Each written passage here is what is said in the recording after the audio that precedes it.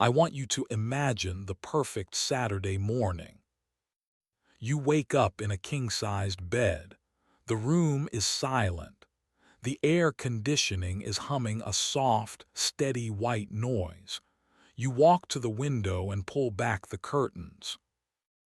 Outside, the sun is shining on a lawn that is so green, so manicured, it looks like a carpet. There are no weeds. There are no toys scattered around. Just a perfect emerald expanse. You see a white picket fence catching the light. You see a driveway that is clean and empty, leading to a garage that hides your cars. It is quiet. It is incredibly quiet. You don't hear a siren. You don't hear a shout. You don't hear music. You just hear the distant buzz of a lawnmower, the anthem of the American suburb. You make your coffee in a kitchen that is twice the size of your parents' entire apartment. You sit on your back patio, surrounded by a 6-foot privacy fence. You are the king of your castle. You have achieved the dream. So why do you feel like screaming? Why, in the middle of all this space, all this safety, and all this luxury, do you feel a crushing sense of isolation? Why do you feel like you are waiting for something to happen? Why do you feel like you are living on a movie set after the director has yelled "cut" and all the actors have gone home, leaving you alone with the props? We have been sold a vision of the good life. It is a vision of space, of ownership, and of separation. We were told to leave the dirty, dangerous cities and move out to the edge of town, where the air is clean and the schools are good. But we didn't realize that we were moving into a mirage. We didn't realize that the picket fence wasn't designed to keep the world out. It was designed to keep us in. Today, we are going to deconstruct the architecture of the American suburb. We are going to look at how the design of our neighborhoods is actually designing our brains. We are going to talk about why the cul-de-sac is a dead end for the human soul, and why the perfect lawn is actually a symbol of oppression. If you have ever felt lonely in a crowd of houses, if you have ever hated your HOA, if you have ever felt like your commute is eating your life, you need to watch this. Please hit that subscribe button. We are about to tear down the fence and see what is really growing in the backyard. To understand the mirage, we have to go back to the beginning. We have to understand that the suburbs were not an accident. They were an invention. Before the 1940s, people lived in towns. They lived in cities. They lived on farms. In a town, you walked to the grocer. You walked to the church. You walked to the pub. Your life was mixed up with everyone else's life. Rich people lived down the street from poor people. The shop owner lived above the shop. It was messy. It was loud. But it was a community. Then came the war, and after the war the soldiers came home. They needed houses. And a man named William Levitt had an idea. He bought a potato field in Long Island, and he applied the logic of the factory assembly line to the building of homes. He built thousands of identical houses. He put them on curving streets. He separated the houses from the stores. He separated the houses from the factories. He created a zone that was purely for living. This was the birth of Levitt Town. This was the birth of the suburb. It was sold as a utopia. Escape the grime of the city.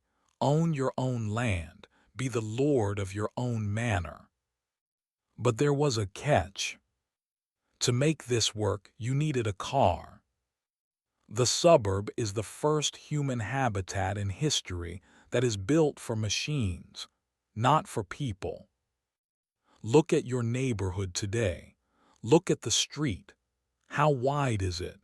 It is wide enough for two fire trucks to pass each other at 50 miles an hour. Now look at the sidewalk.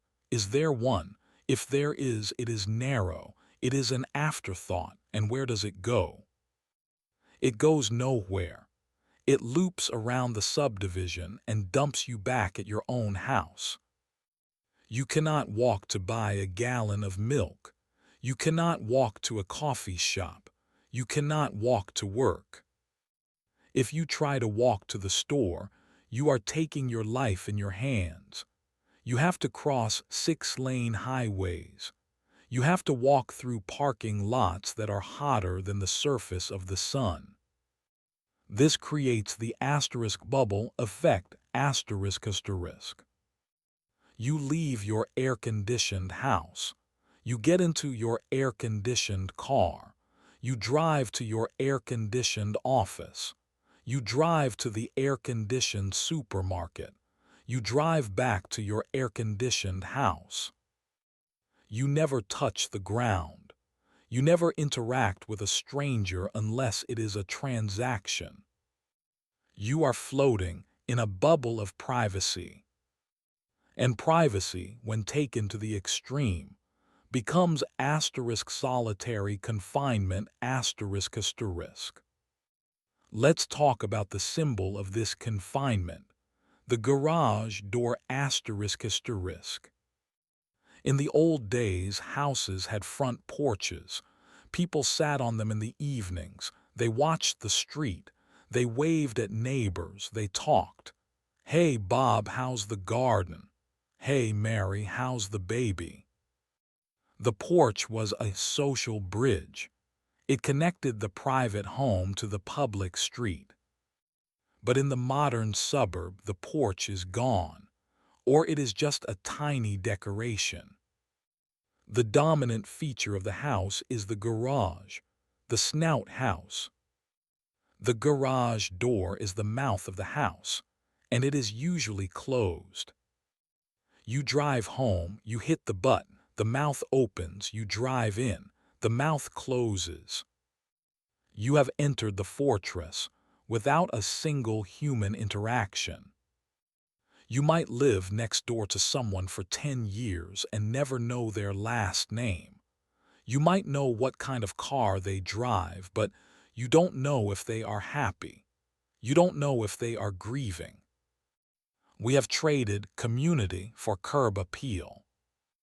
And this brings us to the tyranny of asterisk the lawn asterisk asterisk. I want you to look at the grass in your yard. Really look at it. What is it? It is a crop that you cannot eat. It is a crop that you cannot sell. It is a crop that creates no habitat for animals. It is a monoculture. To keep it green, you have to pump it with chemicals. You have to water it with treated drinking water, trillions of gallons a year, while the rest of the world faces drought. You have to mow it. You spend your precious weekends pushing a loud machine back and forth, cutting the grass just so it can grow back so you can cut it again. Why? Why do we do this? Because the lawn is a status symbol. It comes from the British aristocracy. In the 17th century, having a lawn meant you were so rich you didn't need to farm your land. You could afford to waste land just to look at it. We democratized this aristocracy. We told every middle-class American, you too can be a lord. You too can have a useless patch of green. But it is not just a decoration. It is a leash. If you let your grass grow too high, what happens? You get a letter, the HOA, the Homeowners Association. The HOA is the shadow government of the suburbs. It is the enforcement arm of the mirage. They tell you what color you can paint your door. They tell you where you can park your car. They tell you that you cannot plant vegetables in the front yard because vegetables look messy. Think about that. You own the land, but you are not allowed to grow food on it because it might lower the property value of your neighbor. This creates a psychological pressure called enforced conformity asterisk. The suburb hates difference. The suburb wants uniformity. Every house should look the same. Every lawn should look the same. And when your environment is uniform, your mind starts to police itself. You start to worry about fitting in. You start to worry about keeping up with the Joneses. But here is the dark twist. You don't even know the Joneses. You just see their stuff. You see the new SUV in their driveway. You see the contractor trucks remodeling their kitchen, and you feel inadequate. You are competing in a silent auction with strangers. Now, let's talk about the victims of this design. Let's talk about the children asterisk. We move to the suburbs for the kids. That is the mantra. It is safe. There is space to run. But look at a suburban street at 4:00 p.m. Where are the kids? Are they playing stickball in the street? Are they riding bikes in packs like in Stranger Things? No, the street is empty. Why? Because there is nowhere to go. A child in a suburb is under house arrest until they turn 16. They cannot walk to the movies. They cannot walk to the park. Often the park is miles away. They cannot walk to their friend's house because their friend lives in a different subdivision across a 4-lane highway. So they are trapped in the house. They are trapped on screens. The only way they can leave is if you drive them. This creates the chauffeur, parent asterisk. You spend your life in the minivan. You are an unpaid Uber driver for your own children. You shuttle them from soccer practice to piano lessons to playdates. Every activity has to be scheduled. Every interaction has to be supervised. We have destroyed the free-range child. In a walkable town, a 10-year-old can have autonomy. They can go buy a comic book. They can learn to navigate the world. They develop confidence. In a suburb, a 10-year-old is a helpless passenger. They learn dependency. They learn that the world is a series of islands connected by cars, and they don't have the keys. This leads to isolation and depression in teenagers. They are bored. They are lonely. They are stuck in a golden cage with high-speed internet but no real-world connection. And what about the commute asterisk? This is the price you pay for the mirage. You traded the city apartment for the suburban house, but the job is still in the city. So you drive. The average American spends almost an hour a day commuting.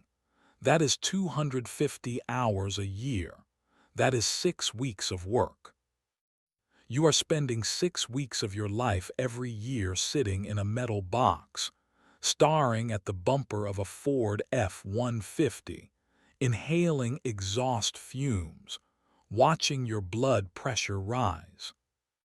We call this dead time. It is time you are not working, but time you are not living. You are not with your family. You are not exercising. You are not resting. You are just waiting. And researchers have found that the length of your commute is the single biggest predictor of unhappiness. A long commute destroys your health, your marriage, and your sanity. But we do it. We do it because we think we have to. We think the big house is worth the lost life. Is it? Walk into your house, look at the rooms. Do you use the formal dining room? Or is it just a museum for a table you use twice a year at Thanksgiving? Do you use the formal living room? Or do you sit in the den with the TV? Do you use the guest bedroom? Or is it just storage for boxes you haven't unpacked in 5 years? We buy houses for the imaginary life we think we will live, the life of dinner parties and guests. But the real life is the commute, the exhaustion, and the pizza on the couch. We are paying a mortgage on 3,000 square feet, but we actually live in 500 square feet. We are paying for empty space. We are house poor.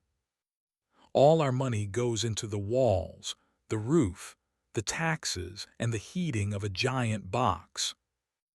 And because we are house poor, we can't afford to go on vacation. We can't afford to work less. We are trapped by the very asset that was supposed to make us wealthy.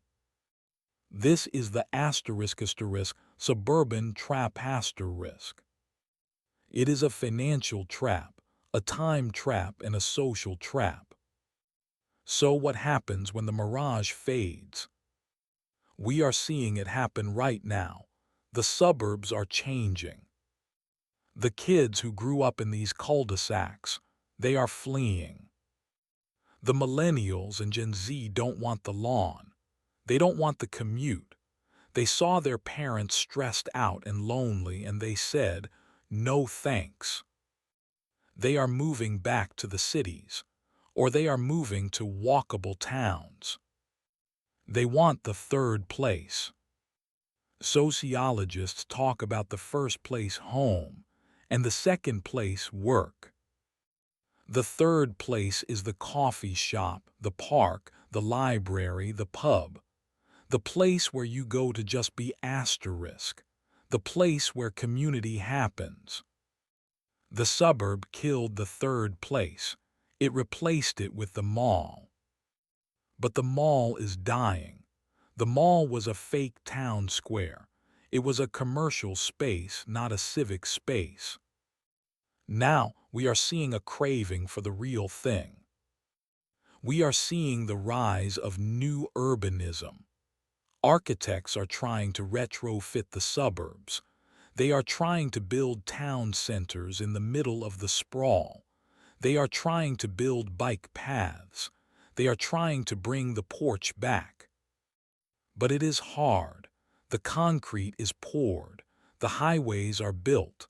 The geometry of isolation is hard to undo. So what can you do? If you are living in the mirage right now, how do you break the spell? Verse **hack the fence ***. Literally or metaphorically. Start being the weird neighbor. Sit in your front yard. Put a chair in the driveway. Read a book where people can see you. Wave, stop the car and roll down the window. Learn the names. Throw a block party. Not a fancy one. Just tell everyone to bring a chair and a drink to the cul-de-sac. Reclaim the street. The street belongs to you, not the cars. Second, kill the lawn ***. Plant a garden. Plant wildflowers. Plant food. If the HOA complains, fight them. Join the board. Change the rules. Turn your yard into a habitat. Turn it into something that gives back to the world instead of taking from it.